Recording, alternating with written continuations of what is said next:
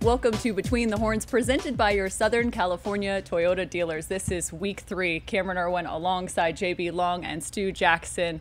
And a little bit of a short week for us, just because we're recording on Wednesday instead of our traditional Thursday. A quick turnaround for each of you. The last 72 hours, a little bit wild, but how are you guys feeling coming into this? I like that we did this on Wednesday. It's 49er week. Why wait? Let's get right to it and turn the page. How about you, Stu? Yeah, I don't think JB could have said it any better. Let's turn the page and look ahead to what should be an exciting rivalry game this Sunday. I like that we don't lose anything in the bicep department. From MJD to Stu here over in the third chair, though. Thank you, buddy. I can tell you already did curls this morning. I'm just waiting. I feel like we should sit like this now because we're missing MJD. Of course, classic. Just doing my best MJD tribute. Well, guys, before we move ahead, we have to take a look back. And we're starting this with a theme, and it's become somewhat of a trend as a new wave of Rams are currently getting placed on the IR, including Jonah Jackson and John Johnson III. This is starting to become a trend, and it's a tough one. The last 72 hours, what are your perceptions of what's going on in this organization? Stu, I'll start with you.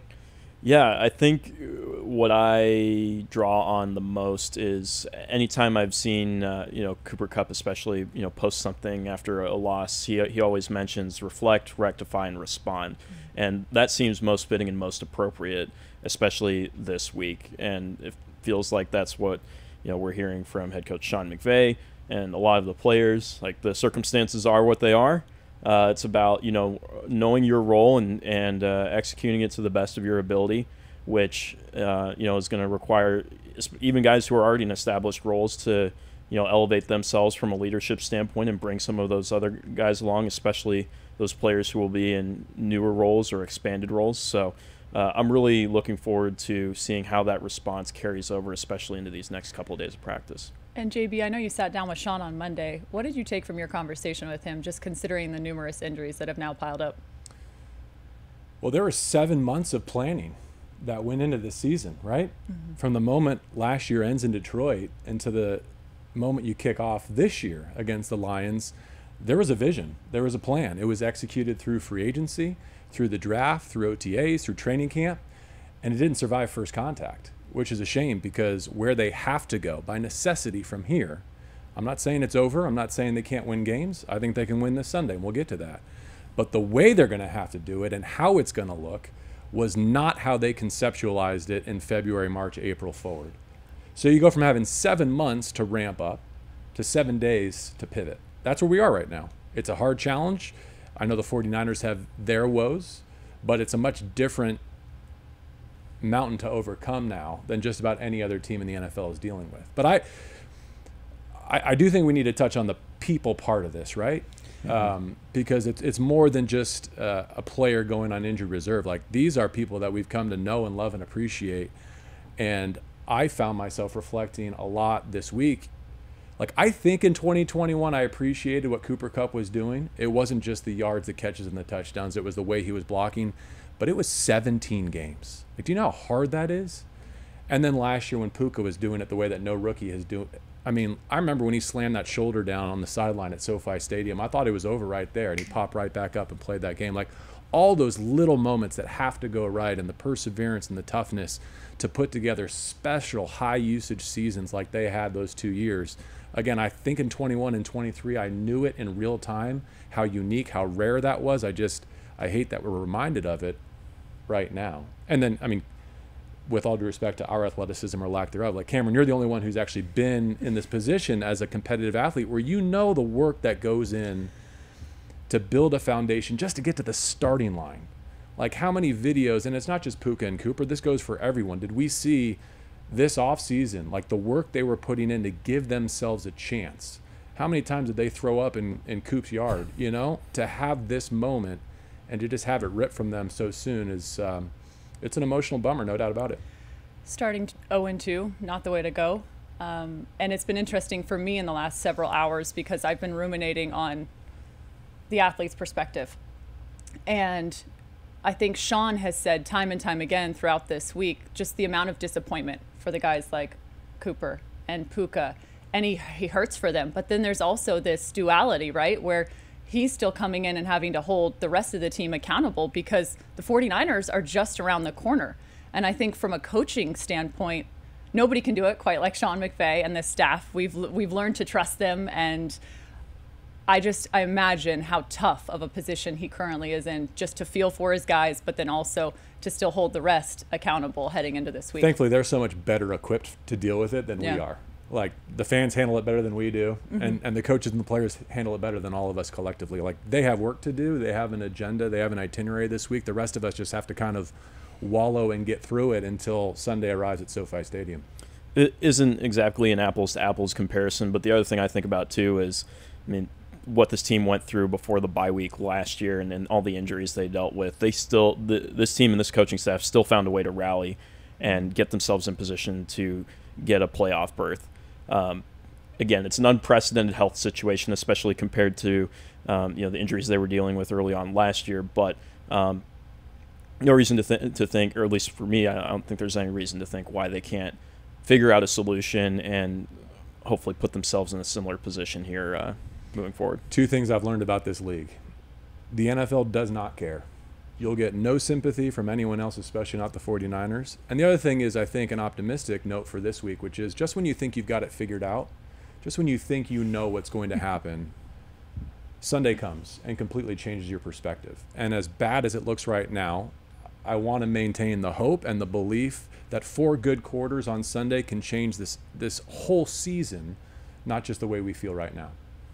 Well, as much as this team is being called to rally, we will do the same right here on Between the Horns. Let's go. Come on. I like it. Enough. So let's talk a little takeaways, though, from the Cardinals, because I feel like this was a brutal concoction of potentially Kyler Murray playing the best game he's ever played in his career and also a depleted Rams roster. What was your takeaways now that you've had some time to sit with it from the Cardinals and what you saw take place? Aaron Donald's not walking through that door. We might as well turn the page and get on with it. Yep.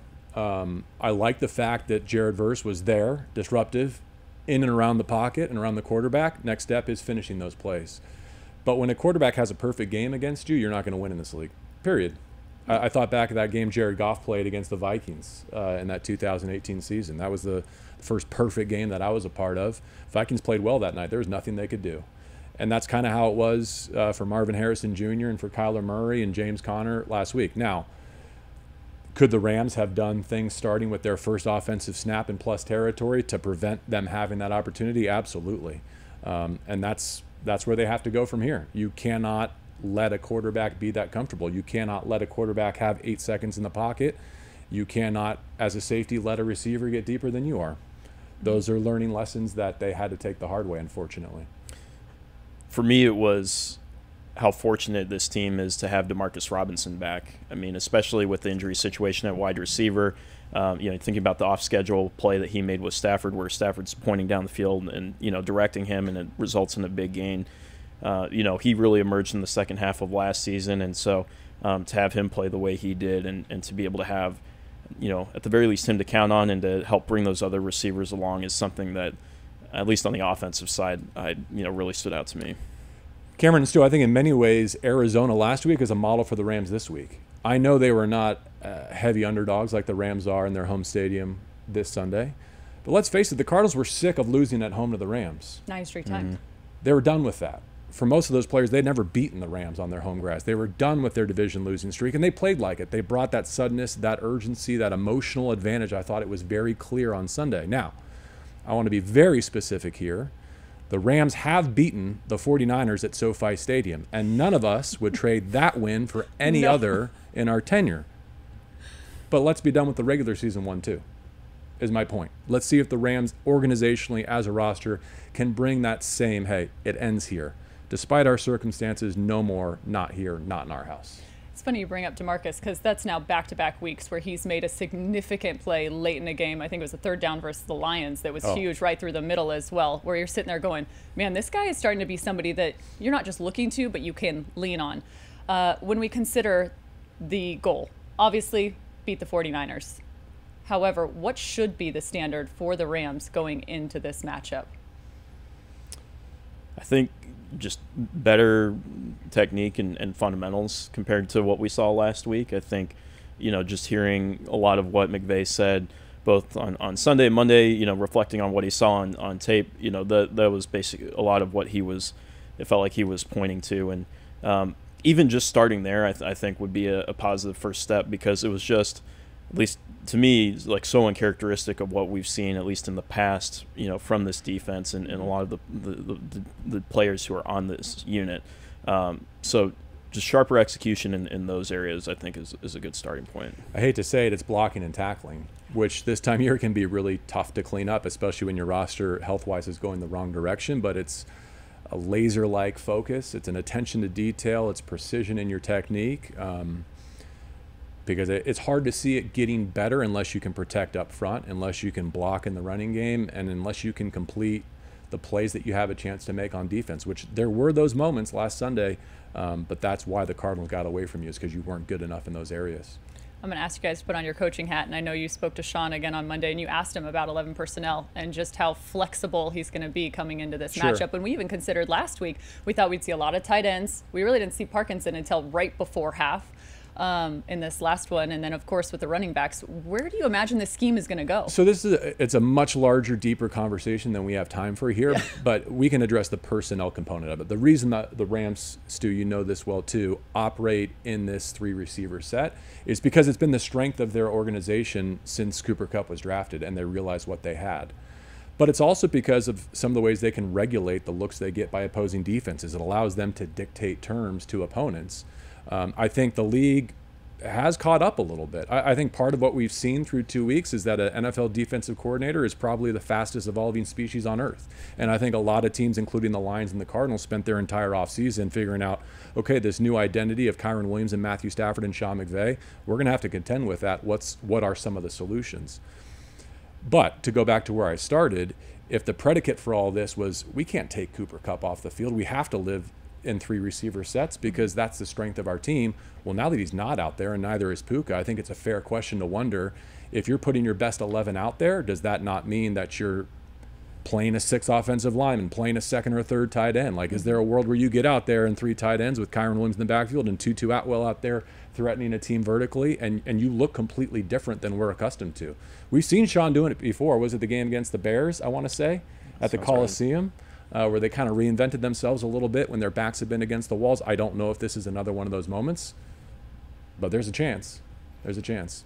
Well, go ahead. I was going to say, it's definitely going to force you to evolve one way or another because, to your point about, this being the strength of the team since, Cooper Kupp's been a part of it, he's not going to be on the field for an extended period of time. McVay said that on Monday. And so, that's going to force you to, I would imagine, experiment with some different things. As much as 11 personnel, those 3 receiver sets have been your bread and butter. Especially depending on the situation with the offensive line, you may need that extra help with those tight ends, with chipping some of those defensive ends, especially against maybe a defensive front like the 49ers and some of the other ones that they'll face here down the road. And even just from a passing sense as well, just incorporating maybe some more 12 personnel. So we'll see. And we'll find out later today. I think having a healthy Davis Allen is probably the key to opening up that possibility. Yeah, Davis Allen was out last week with some back spasms, so hope to see him out on the SoFi turf. Speaking of players that we are invested in seeing take a rise and a big step, who is somebody that you're looking for on the offensive side of the ball coming into this 49ers matchup? I think for me it's going to be Jordan Whittington. Now, what his role looks like, obviously to be determined, but I've already covered DeMarcus quite a bit. We know what he can do. Tyler Johnson, he showed what he was capable of against the Lions in Week 1. Now it's potentially Jordan Whittington's turn to step up and provide some playmaking for this offense, or potentially Tutu Atwell. We'll see what that looks like in terms of how the Rams handle that 3rd receiver this week. But Jordan Whittington is somebody that I'm excited to see in terms of potentially getting more involved and how he's able to take advantage of that. On my drive up, it was going to be Logan Bruss because he was my coming out of training camp, upbeat, positive storyline, and he goes from being the first pick of a draft to not really being able to make a roster through a couple of years for a variety of reasons. He did this year, and his time is now. Let's see if he can be the plug and play starter that they envisioned him being coming out of the Big Ten. But I actually changed my answer just moments ago. Sorry. Not that you had plans of this. Unbelievable. It's Alec Jackson. It's Alec Jackson.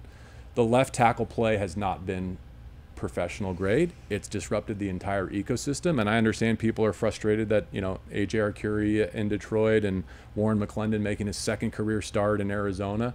It didn't give Stafford and this offense a chance. But that's because Alaric wasn't with the Rams because of an off-the-field disciplinary matter. So he's got to come in and make up for lost time. He's got to come in and help put this thing back in order because that was his spot, and he's been absent for 2 weeks. How hard is that to do? Just from a standpoint, like you haven't been out, all of a sudden you're in game.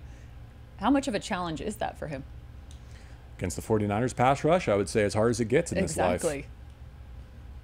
Yeah. You got to step up. Yeah, pretty much. I mean, if there's one matchup to get yourself back on track or figure out what's working and what isn't, this would certainly be one of them, especially from a pass blocking standpoint. All right, let's talk a few more matchups. This is the 151st meeting between the Rams and the 49ers. And they're dealing with some stuff on their side as well from an injury standpoint. Christian McCaffrey out, as well as Deebo Samuel, calf strain and Achilles strain for each one. How could that change the complexion? They took a loss just last week to the Vikings, but what did you see in that matchup? For a team that has to improve week over week in tackling, this is the closest thing to a gift that you'll ever get, because Christian McCaffrey and Deebo Samuel are two of the hardest players to tackle on the entire schedule. So the fact that they won't play this weekend gives you a head start correcting your biggest deficiency on defense so far to me.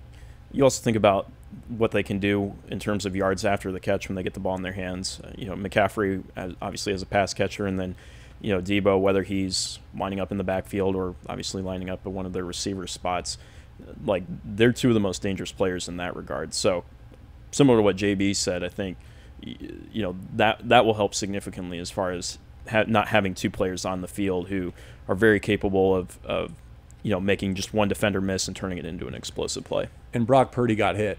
And look, don't read too much into their loss to the Vikings because it's been a long time since they won in Minnesota. Like, that's just a unique house of horrors to the 49ers organization. But if there was something you can extract from that game, it's without CMC, Purdy's holding on to the ball longer. Mm-hmm. He's having to just pat the ball and wait longer in the pocket, and that's allowing some opponents to tee off on him. That safety valve, that quick game, has been reduced, if not eliminated. So it's something to watch this weekend is what's his time to throw look like? And does that give Byron Young, does that give Kobe Turner, does that give Jared Verse a chance to impact his platform? When you look at the offensive line for the 49ers, there's obviously one person you want to avoid at all costs. How were they able to get so much pressure on Brock Purdy? Was it coming from the other side? Well, I know that if you study what Brian Flores is doing, or you just read what folks who do study it very, very closely write and break down about the way he runs his defense, some of the pressure looks, especially in some of the blitzes that he uses, can cause a lot of problems. And so there have been some great breakdowns about that from that Vikings game this past Sunday, but a lot of it has to do with some of those pressure looks and packages that he deploys that really throw things off for quarterbacks. That's the name, Brian Flores. We've seen it too. Yeah. But he and Vic Fangio, I think, probably the two biggest names combating this Shanahan-McVay tree in terms of teams that have had success and how they've done it. Yeah, they got to Purdy 6 times, and it caused a lot of disruption. There is somebody else that we need to pay attention to. They have done some major work, and that's Jordan Mason, who's filling in. He went from potentially just being a special teamer to now they're starting running back, and he has been destructive. 20-plus carries, 100-plus yards in each of the first 2 games. He's currently leading the NFL. He's a scary force. What have you seen from him? All due respect to Jordan, Camryn, but if we plugged you into that offense, you would also be leading the National Football League in rushing. Okay, tough. That's the 49ers. Okay. I don't think it matters who's back there. It matters when CMC is back there. Yeah. But this is a team that's going to run the football no matter who their running back is. Yeah, the concepts they use in the run game and just the way that Kyle Shanahan and that coaching staff design it. Obviously it really excels and is at its peak when you have somebody like Christian McCaffrey in there. But you've also seen guys like Raheem Mostert when he was with them excel in that, and some other running backs in the past, to JB's point. So it's a system that if you know it well, and based on obviously the talent up front and around whoever's carrying the ball, puts you in a pretty good position to succeed. How did the Rams walk away with a win versus the 49ers? What's your key? Can I be honest with you? This is always the truth, but I don't know. But I don't know this week in a way that I think is very helpful to the Rams, which is they don't know either. Like Nick Sorensen does not know what's coming his way. Because to our previous point, it could look different on offense this week than it has traditionally with Sean McVay against the 49ers. And maybe that momentary element of surprise, depending on what they're practicing out here this week, could play to LA's advantage. Maybe that helps them play with a lead into their running game a little bit.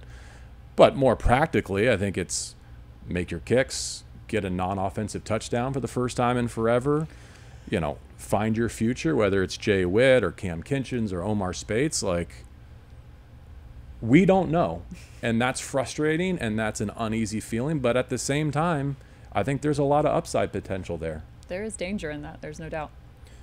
I think kind of what I was talking about before with evolution, just coming up with a plan that puts these guys in position to succeed, which is something that obviously McVay talks about every week. But knowing what personnel you have, who you have available, and figuring out a way to maximize their availability. As cliche as it sounds, it's just given especially the injury situation of this team, how can you maximize a 2-2? How can you put Camryn in the run game in the best possible position to succeed, even with the offensive line being banged up, things like that. I think that this is such an incredible opportunity to maybe try some new things to get that first win of the season, and what better matchup or environment to learn what works and what might be effective, right? Here's one thing I've taken solace in this week, you probably have too, is last week is the exception, not the rule in the league. Like, blowouts are rare. Blowouts in conference play and division play, they don't happen very often.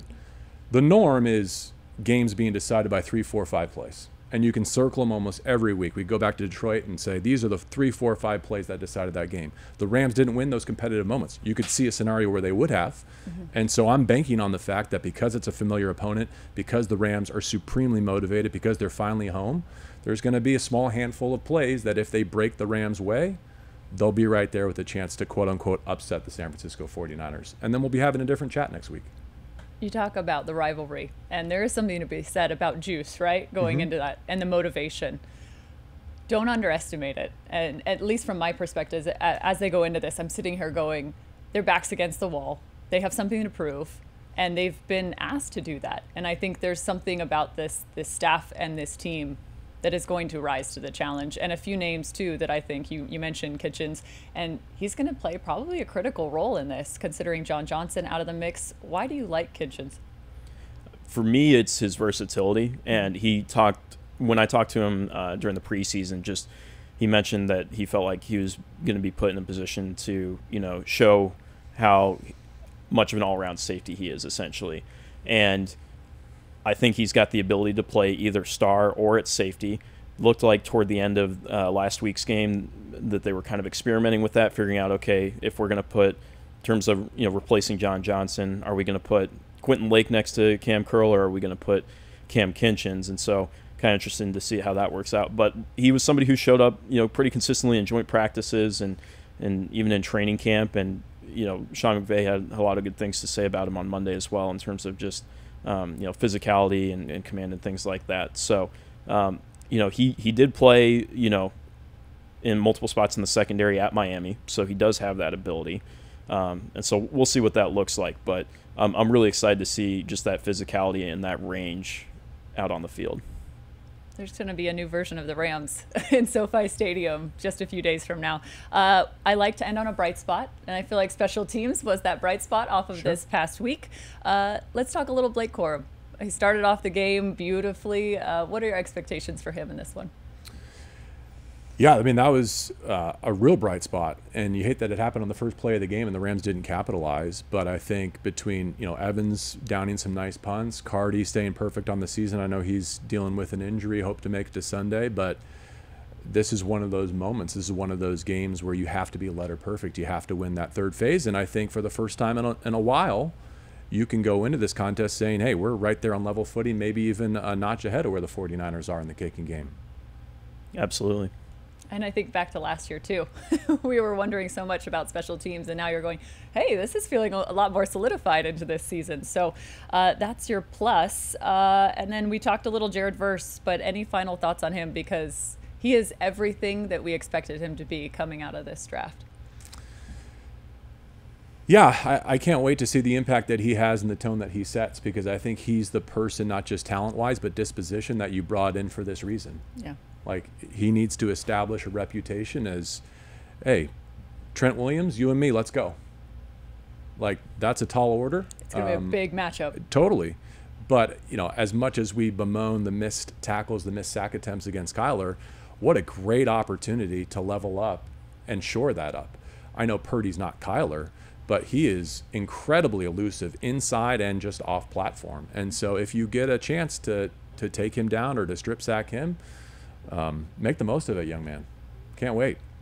Yeah, I would agree with that. I think too, you know, when I talked to him this offseason about just how vocal he is and the purpose behind that, like, this would be as good of a game as any to, you know, speak up and talk as much as he does, because the main reason behind it is it not only gets him going, but he does it to get his teammates going too. And so, you know, again, time, place, situation, depending on how the game is going. But, you know, I could see, you know, that being something that's useful, especially for galvanizing this defense. And maybe even keep your eye out. He may not be the one to complete the hit, but watch what he does on some of these games where he just absolutely washes out that left guard. And next thing you know, Braden Fisk is running unabated to the quarterback. Like, that is Jared Verse doing it for his former Florida State teammate, and they're one and the same. All right, guys, I didn't put this on the sheet, but I'm gonna ask you to rally, because it's the home opener. Are you doing push-ups or burpees or what?